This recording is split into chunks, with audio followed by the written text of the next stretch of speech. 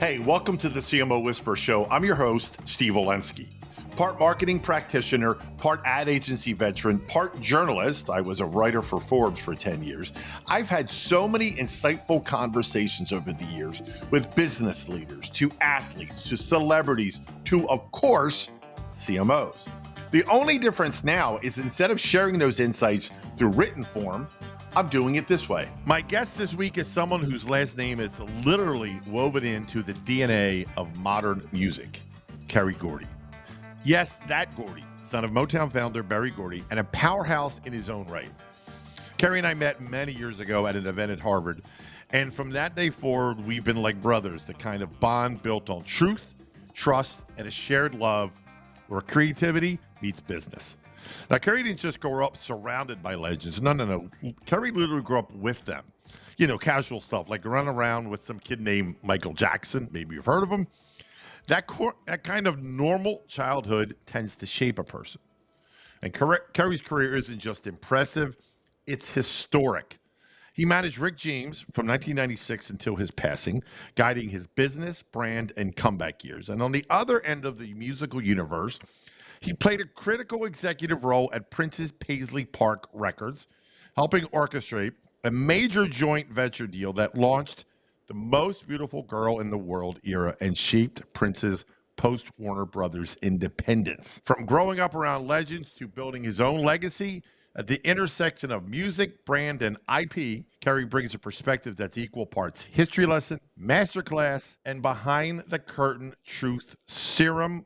Kerry Gordy, my brother, welcome to the show. It's great to be here, and you know I love you, Mr. Stevie O. Yes, I do. Okay, we're gonna jump right in with I gotta start with the Motown brand, right? And Okay. I guess look, people are gonna want to know because you're so famous and your family's so famous, and kind of go behind the curtain. How did growing up in that legacy of just, I mean, you've told me stories about Diana Ross and everybody being over.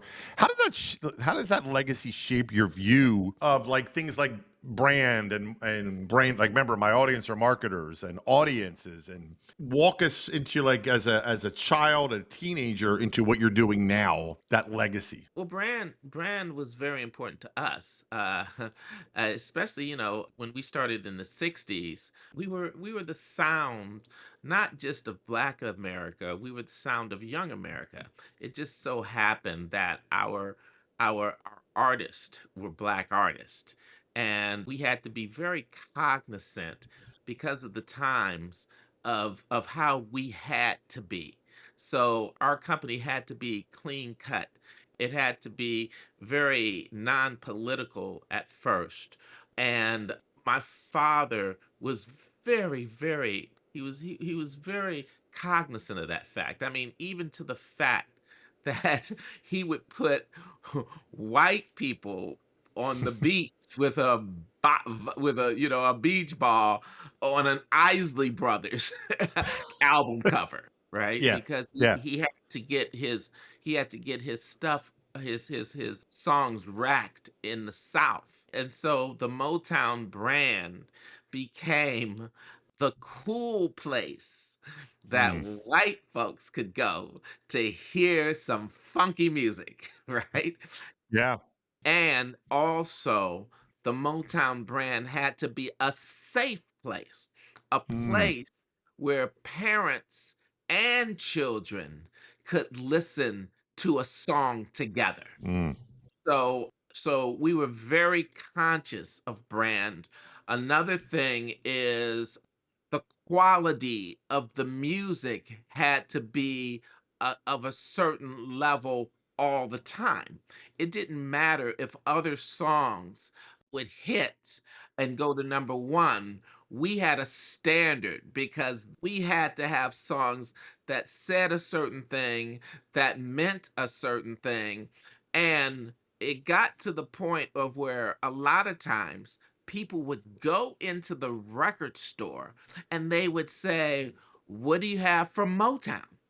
As mm. opposed to even, "What do you have from this artist or that artist?" Because we were so brand conscious that we had to focus on what we meant to the world.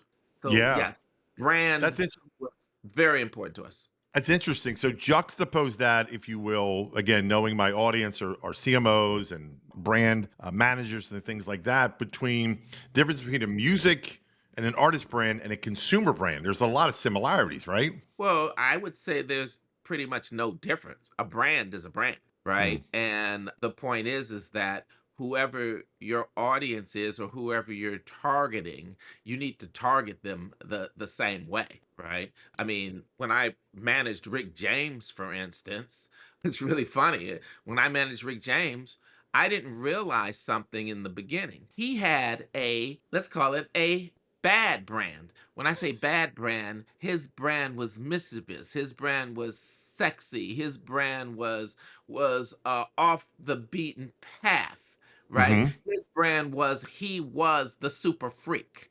Okay. So what happens is that when he ended up going to jail for a little bit, and while he was in jail as his manager, I couldn't really make any money. So finally, when he got out of jail, I said, "Hey, dude, I gotta clean you up. I gotta get you off these drugs. I gotta put you in suits. I gotta make you look nice. And people need to see how intelligent and how great you really are."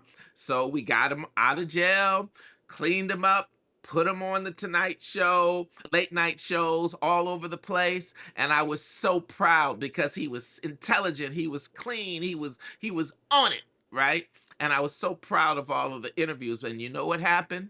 My phone stopped ringing. And the Mm. reason my phone stopped ringing is because he had built a brand that people expected to see that super freak. They expected to see that irreverent character and that person who went against the grain. They didn't expect to see somebody who was intelligent, that understood politics, that read the paper. They didn't expect that, right? My phone stopped ringing. So when we had our first chance to show the audience exactly who he was, we actually did an award show. I believe it was the BET Awards or whatever the award show was. We did an award show, and I said, "Okay, Rick, okay, what you have to do to make sure to get this audience back, we have to do something to show your audience that you aren't a punk," right? And so I said, "So this is what I want you to do. I'm going to get you the ability to introduce an act or whatever it is. And on live TV, I want you to do something that's going to make your audience realize that you're the person that they think you are." And he said, "Well, what you want me to do?" I said, "I want you to say that you met somebody backstage who disrespected you, and don't they know who you are? That you're Rick motherfucking James," right? And he said, "I can't do that. Not on TV. I can't do." He said, "We're gonna get in trouble." I said, "Exactly. Yes, we're gonna get in trouble. The FCC, everybody's gonna come after us. We're gonna get fined and blah blah blah." And this is before they had the 7-second delay. Okay. Hmm. And so anyway, he says, "I'm not doing it. I'm not doing it." I said, "Please, please, we're gonna be live." He says, "I'm not gonna do it." Right. So he gets up there, and I'm sitting in the audience. He walks out and he says, "There was this chick backstage that disrespected me." He says, "Doesn't she know that I'm Rick James, bitch?" And when he said that, crowd went crazy. And the next day, my phones lit up, and it led to doing the Dave Chappelle show and getting him back into the culture of what it is. And from that day on, he never needed money again because of brand. I was just gonna say that you, the team, stayed true to that original brand. Oh, yeah. Oh, yeah. Absolutely. And your consumers, your audience, your record buyers, and so on will tell you. Oh, there's no question. Because if Right. you've built that brand, it's always dangerous to go against the brand that you've built. For Yeah. instance, when I was with Prince, I ran Prince's company. When I was with Prince, I told him because Prince was such an incredible musician, and he could literally do a new record every day. Not no joke. Every day, new record. Finish. I'm talking about from beginning, from nothing to actually finished and ready to distribute in one day, right? Wow. And he could do this every day, right? And by the way, he basically did. Mm. And I told him, and he was such an artist that he would do a lot of these esoteric songs that were just, you know, kind of whimsical and crazy and all of this kind of stuff. And he would come to me and he would say, "Okay, so I want you to put this record out." I said, "Hey, listen, I can't guarantee that this is not going to be a hit, but I can tell you one thing. All you have to do is give me something funky and sexy. If you give me something funky and sexy with a hook, it will be a hit." Right? Because that's your brand. Funky, sexy, good melody. That's a hit for you. Stay true to the brand, You stay true right? to the brand, you will have a hit. And every time we did that, he had a hit. And it didn't matter. It didn't matter. I mean, even when the stuff couldn't be played on radio, when we did Sexy Motherfucker, it was a hit, Yeah, right? yeah. Because the point is that it couldn't get played, no airplay, this and that. But the fact of the matter is his audience, let's say his ride or die fans, Yeah. they went for it. Yeah, you've told me some incredible stories off the air, and some of which we can't repeat here, but will be coming out in books that you and I are going to work on together, right? Absolutely, absolutely.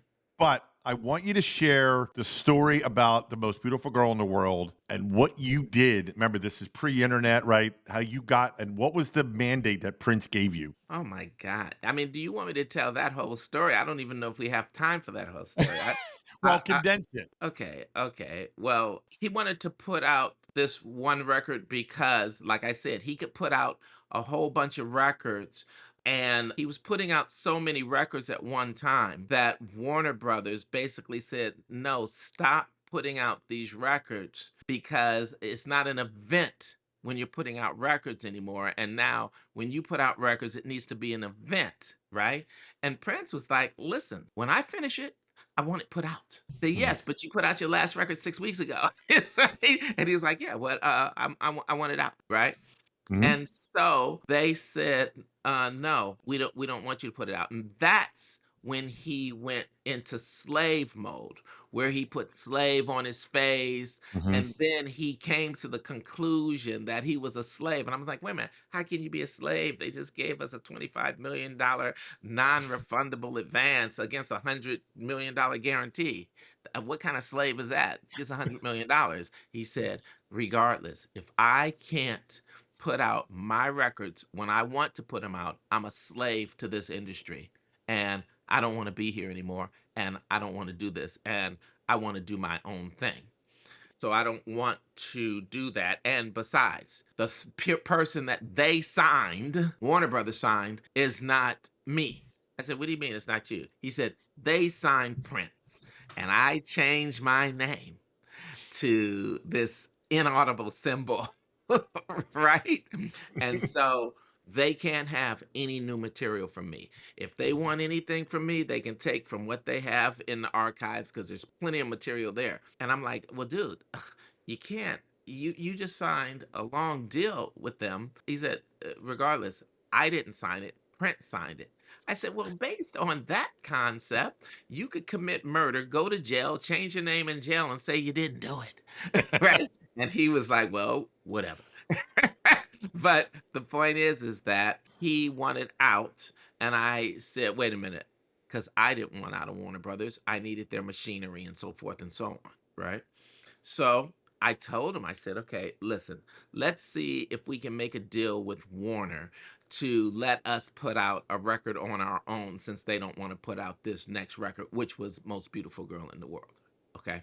So he's like, fine. So we go and they made us a deal that, yes, we could put out a record on our own, provided that we didn't use their marketing and their marketing and distribution machinery, and we didn't use any of their competition's marketing and distribution machinery. We could only use independents.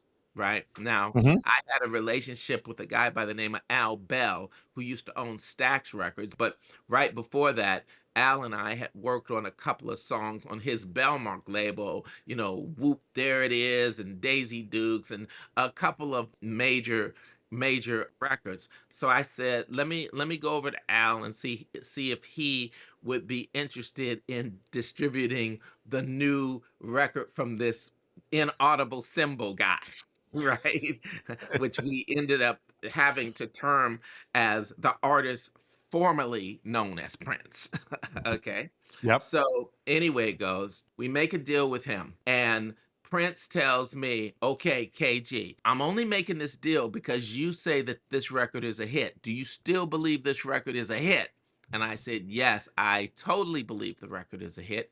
He said, okay, well, if you believe this record is a hit, and if it is a hit, I'm going to triple your salary and give you 15% of this company that we're creating, this MPG Records, right? Hmm. New Power Generation. Okay. And I said, great. He said, but if it's not a hit, you're fired. And I said, perfect. That sounds like a great deal to me. Right. And he says, so we have a deal. And when he went to shake my hand, I said, yes, but the first thing we have to do is we have to quantify in your mind what is a hit. Right. Right? Right. And I said, so I think a hit is if I can get you top 10 R&B Billboard magazine, I think that's a hit. He's like, that ain't no hit. He said top 10 Billboard R&B. He said, no, that's not a hit. He said, okay, I tell you what, that will keep your job. Like you have it. He said, a hit is top 10 pop R&B, Billboard, and R&R at the same time. Mhm. And so I said, okay, well, if top 10 R&B Billboard keeps my job, that's cool. And if top 10 pop Billboard makes me this new deal, then that's great too. He says, okay, great. So then I said, but I need two things. One, I need $300,000 to market it. And two, I need a kick-ass video that you put together for it. Right. And he said, fine. So he delivered those things to me, the $300,000 to market it Mhm. and the kick-ass video.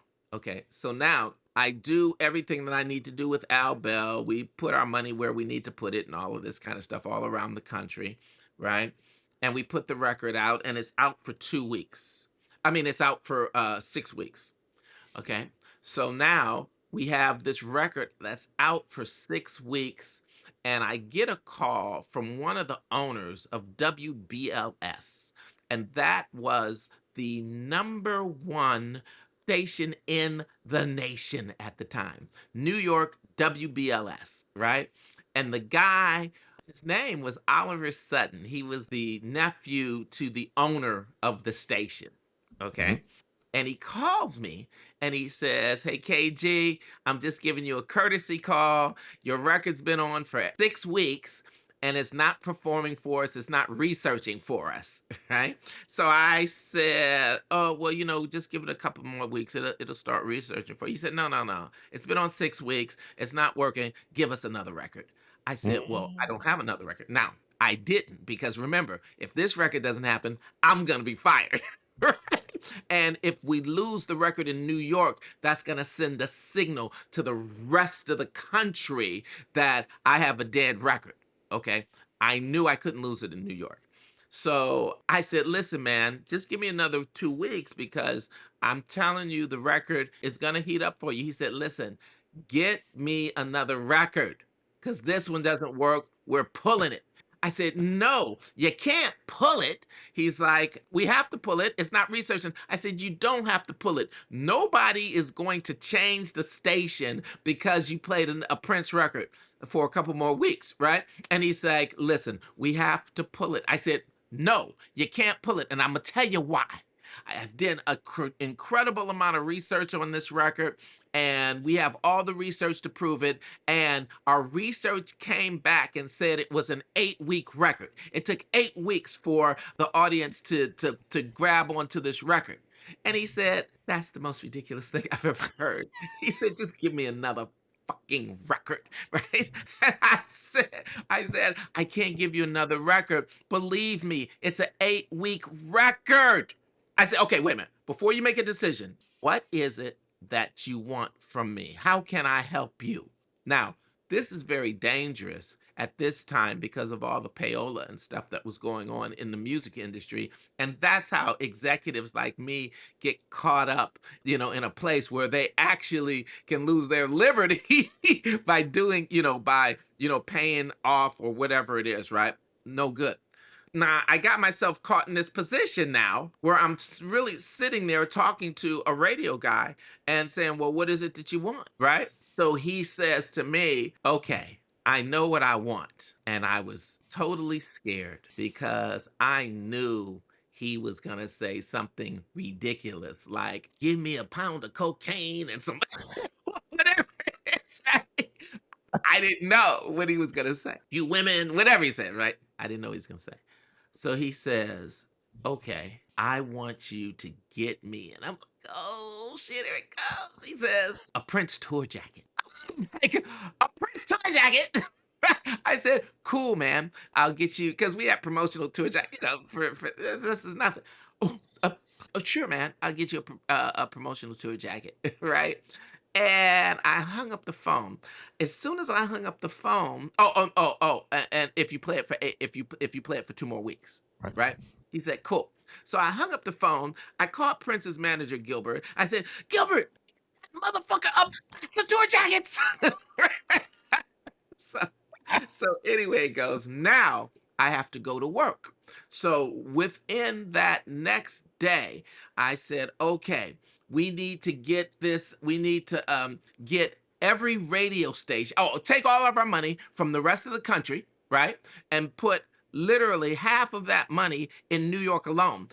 Not just in New York, in the cume and the reach that BLS can transmit to, right? So if it can't transmit to, I didn't care about that. We had the money only in that area, right? So we were spending whatever money we had to spend in that area. So, and then I hired kids that were very cool because I had some people in New York get me all the cool kids from NYU or the cool kids from Harlem or the cool kids, and let's get them business cards that say that they are representative of Paisley Park, and let's give them 100 records apiece, and let them go into all with their cards, go into all the clubs, especially the clubs that nobody ever services, the little funky clubs, the DJ pools, all of these people. And you're going in there with 100 Prince records and you're saying, hey, we brought you some records, would you play them, blah blah blah. And now these cool kids are now able to get into these clubs too, right? Because they're being let in for free, they got their Paisley Park card, everybody's treating them well, right? So then we went to all of the stores and we said to all of the stores, the independent stores and the chains, that, okay, listen, this is what we need you to do. We need you to give us in-store play, right? Which is playing the record when people are in the store. We need you to give us in-store video. So if any stores that had videos would be playing our video in the store. We're going to give you these tchotchkes. We're going to give you these bins so that the bins are, that say Prince, Paisley Park, blah, blah, blah, and this and that, right? So that when people walk in the store, they're experience this whole Prince thing, right? But Yeah. Yeah. anybody that racks our record at the cash register, we will give them the ability to sell our record for 99 cents. And Mm. so we would sell it to them for 49 cents. They could sell it for 99 cents if they racked it at the counter. And then the last thing we did is we hired all of these kids from New York to call the stations and to request the record. Because here's the reason that the record wasn't researching, because they were only playing it at 4 o'clock in the morning, 3 days a week, right? So nobody was hearing the record. That's why it wasn't researching, right? So the fact of the matter is that so we started having those people, these kids calling. Now, here's the thing.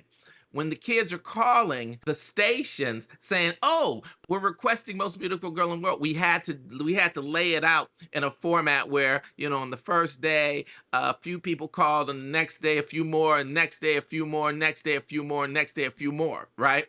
Because we couldn't let them know that we were fabricating this marketing push, Right. okay?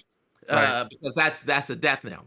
So anyway, it goes, a week goes by, we got all of this stuff going on, right? Oh, and the key is that I think it was Tuesdays at that time, where every Tuesday, all of the record stores would report their research for the charts and everything so that people could know exactly what was going on in all the stores, right? And they would also report it back to the radio stations that what I mean, the radio stations would call all the stores and they would get the report of how much was selling in their stores, so that it couldn't be fabricated, a number made up, right? Right, right. So what happens is the first goes by, and as the week goes by, they're being played in all the clubs. They have all these tchotchkes going on in all the stores. They got the in-store play, they got the in-store video, and somebody's walking through the store getting everything, and then they get up to the counter and they don't have the Prince record in their bag, and they're like, "Well, shit, 99 cent, might as well put the Prince record in the bag, right?" When they put the Prince record in the bag, it rings up that it's a sell. Now, what they don't know is every time I put it in the bag, I'm losing 50 cent, right? I'm losing money every single time somebody rings up my thing. But all of the stores basically made that deal with us because everybody wanted to have a Prince record to be able to sell for 99 cents. Wow. Okay. So now the whole week goes by, right? And I get a call from Oliver Sutton. Okay. And the call went something like this: "Hey, man, I just want you to know we're pulling your fucking record." I said, "What are you talking about?" He said, "Because you're obviously, you know, making this happen. You're doing this." I said, "We're doing what?" "You're making these people make these phone calls to our station. It does never happens like this." I said, "What are you talking about?" He said, "We're pulling your record." And I said, "Wait a minute. How can you pull my record before you do your research? Your research doesn't come out till tomorrow." Right. And he goes, "Well, he said, okay, we're gonna do our research and we're gonna get back to you. Right, but we're pulling your record." I said, "Man, don't pull my record because I don't know what you're talking about. I have no clue of what you're talking about." Right. And so they do their research. And of course, they call store A. How many Michael Jacksons? 300. How many Madonnas? 293. How many Princes? 400. 400 Princes. Okay. Next store. So they call store after store after store, and every store that they call, they had more Prince records sold than Michael Jackson, Madonna, all of these people, right? But it was only in the cume of BLS because that's the only place I made the deals, right?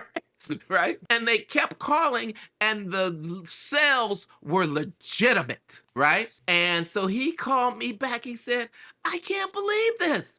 This is this is crazy." I said, "What do you mean?" He said, "You were right. It is a he said, "It is a 3-week record. I mean, it is an 8-week record. This record is a motherfucker." Right? And I said, "I told you, man, it's an 8-week record. I hope you enjoy your jacket, man." I said, "Because you made a great decision for the station." He said, "I did, man. This is incredible." He said, "This is incredible." Right? We hung up the phone. And then from that point on, I had to then slow up the calls from my people because now real people were calling the station and they were requesting it, right? And they knew they weren't playing it, but instead of upping my rotation from very low to light, they upped it immediately to medium rotation immediately, right? But Wow. what happened? See, they weren't the only people doing research. The other station that was big in New York, RKS, and the other stations that were in the surrounding areas, they were doing research, and they know that they didn't even have the record on playing. And they're like, "Wait a minute, BLS is killing over here playing this Prince record that's selling all of these crazy records, right? We need to start playing this record." And so all of the other stations then started playing the record. And you know what happens? Mm. Now people are hearing it. Once people started hearing it, it genuinely became a bona fide hit. So now it's a hit, and all of the surrounding cities now, when we're moving the record around the country, are thrilled to put it on. Thrilled to Mm. put it on in a high rotation, and We took it all the way throughout that eastern belt, down through the South, all the way through the West Coast, and then back through the Midwest and over to London, and it became his biggest record to date Wow. ever in London. Wow. So wrap it up. What ultimately happened with you and your career and with Prince?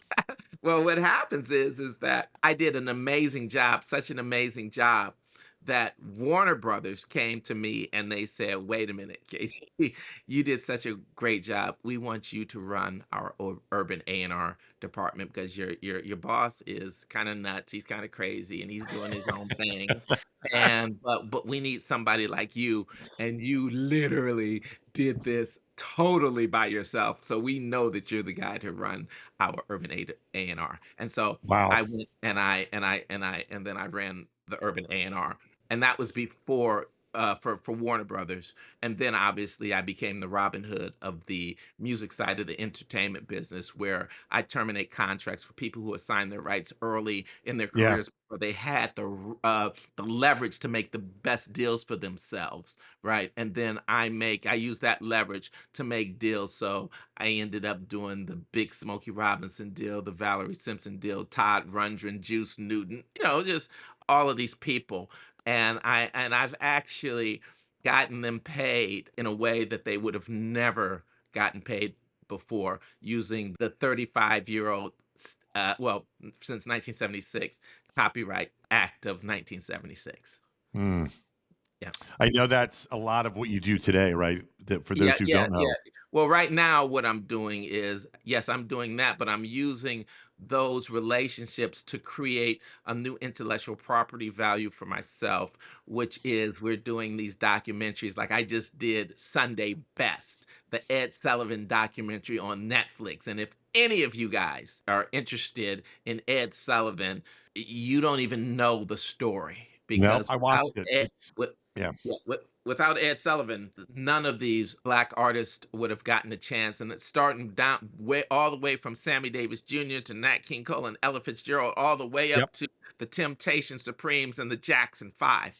That's Yep. how they got their initial visibility, by being on this show that had 50 million viewers. And Ed Sullivan did that against the powers that be, which was the sponsors, the broadcasters, the licensors, the Ku Klux Klan, whoever it was. Yeah. Sullivan had to go against them. This is an amazing documentary because we got to do it the way that we wanted to do it. Me and Margot Special, who is Ed Sullivan's granddaughter, she partnered with us along with Delirio Films, and it's amazing. Anybody that can watch it, it's called Sunday Best on Netflix. Highly, highly recommended because I learned, like you said, there's so many. Most people have this perception of it. So I know people under a certain age have no idea who we're talking about in the first place, but Ed Sullivan, you have this perception. It's almost like forget what you think you know. Yes. Yes. Well, I think that any documentary that you do, or any movie that you do, the perspective that you do it from is the thing. And certain movies come out, and if a movie comes out, say a black movie comes out, right? Like Whitney Houston, right? And it Hmm. doesn't do well, then the conventional wisdom is, oh, all black music movies don't do well, right? No, all shitty black movies don't do well, right? Right.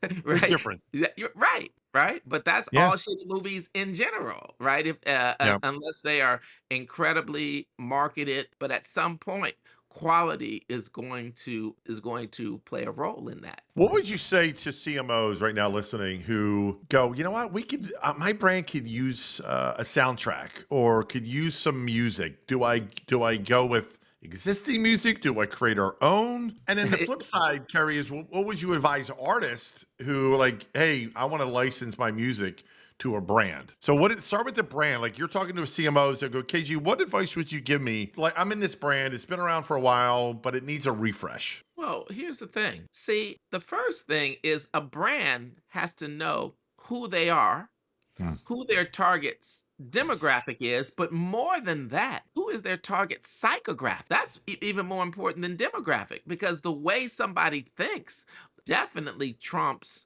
the economic or the race of someone. It trumps that, right? Hmm. Hmm. So, first of all, they have to understand what their brand is and who they're speaking to. And if they truly understand what their brand is and who they're speaking to, then they can target that group or that song that fits the brand that they're saying that they are.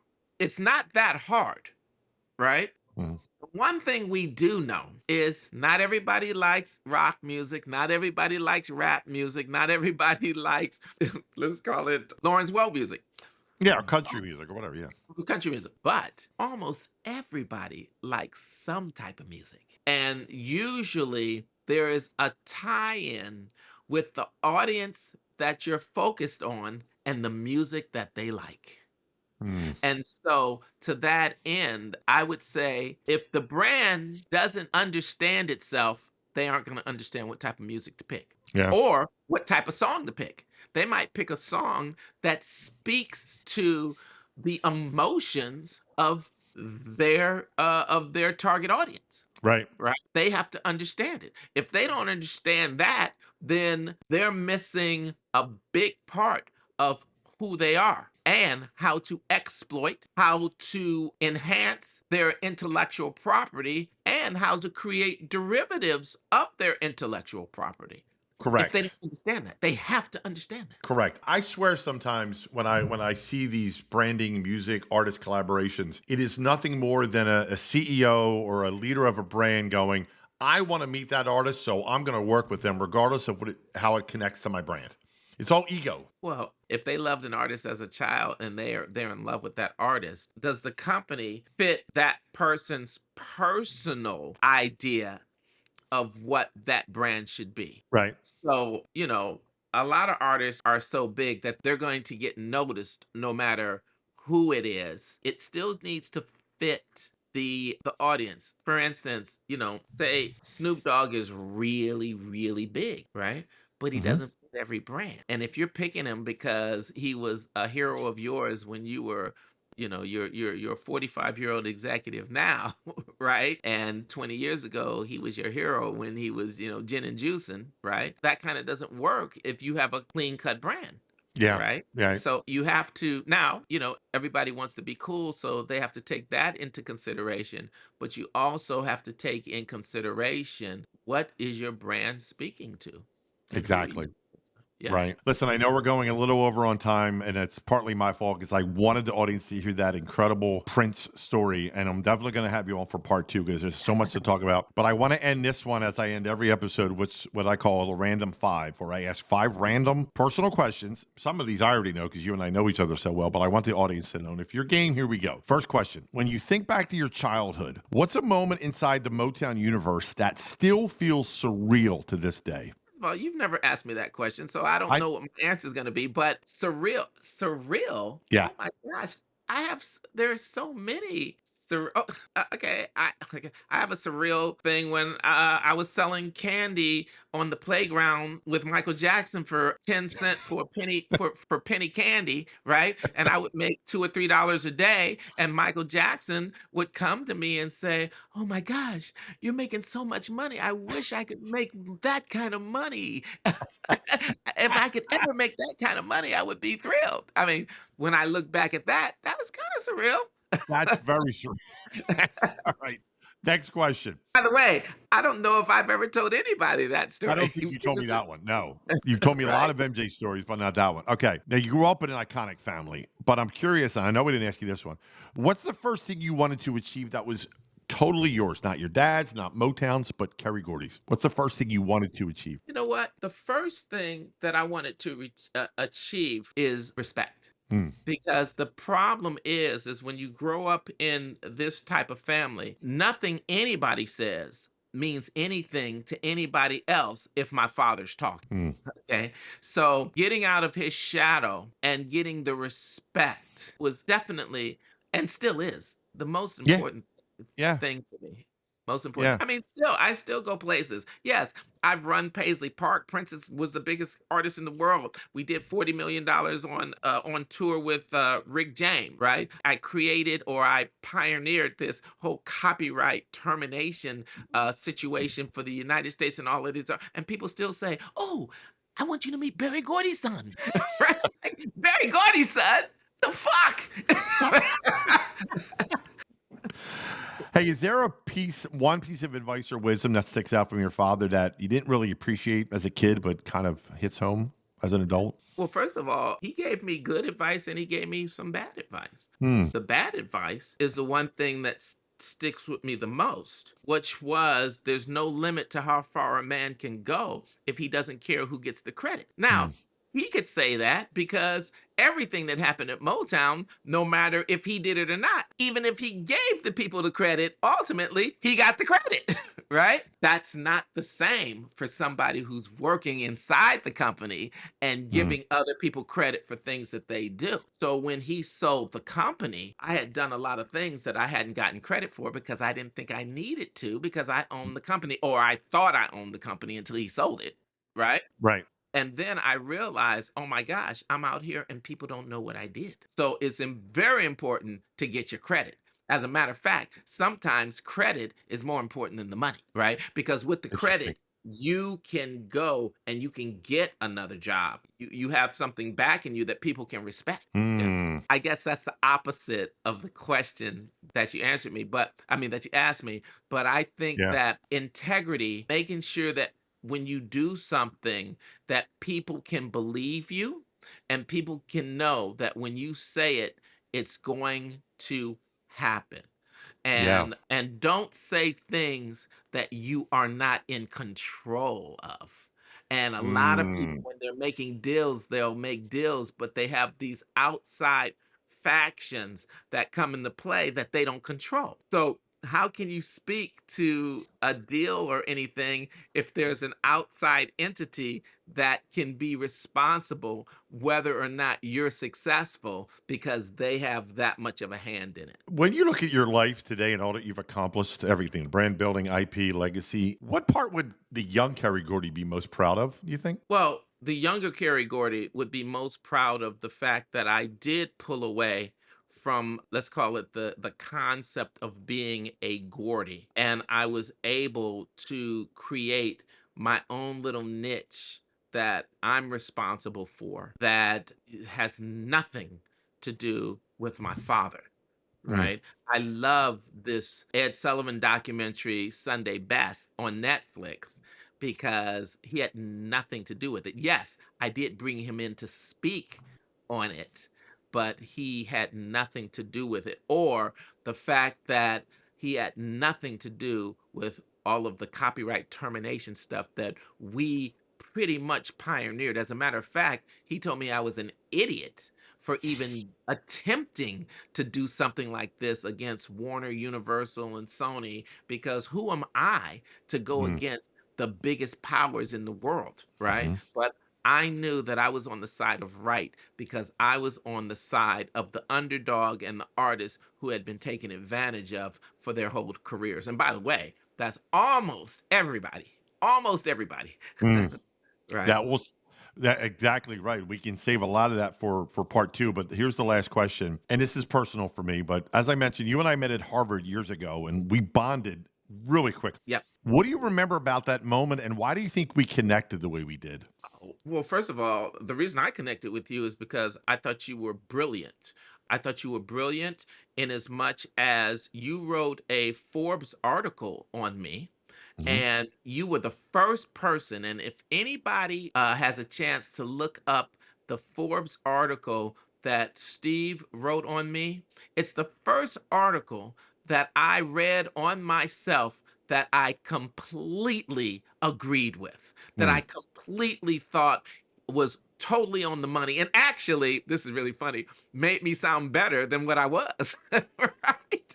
So that's what it was. And plus we got a chance to hang out as friends Yep. for what, a week or whatever it was that we were there. and our families got to meet each other. And Yep. I just thought that you are an upstanding person with a tremendous amount of integrity. But more than that, I just thought you were a great writer and a great resource whenever I needed a specific, to get with specific people or to do specific things. I think that it was just a kind of a brotherhood Yeah. in a sense. Yeah, I felt, and when I tell people the story, I'm going to share a quick anecdote. You probably don't remember this. So the very first time we met, we got introduced like, hey, Kerry, or hey, Steve, here's Kerry Gordy. You were keynoting the event at Harvard. Okay, right. And I shake your hand. I go, hey, Kerry, this is Steve. Hi, Kerry, I'm Steve Olensky. I write for Forbes.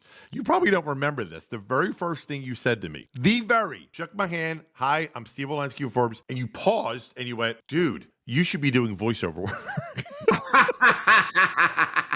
And That's I'm funny. like, he can't even turn it off. It's the first thing he says. Right. And we've been like brothers ever since. Listen, man, I love you. I'm definitely going to do a part 2 and part 3 because there's so much for my audience to learn from you when it comes to music and advertising and branding and what to do and equally important, what not to do. Yeah. So I love you, brother. Thank you so much for coming on. Big love to you, Steve, and give the family a big hug for me. Will do. Well, that wraps up another episode of the CMO Whisperer Show. I hope you shared this episode with your friends. And if you have not already, please subscribe to be kept up to date on all the latest episodes. And if you're so inclined, leave me a review on your favorite podcast platform. Thank you.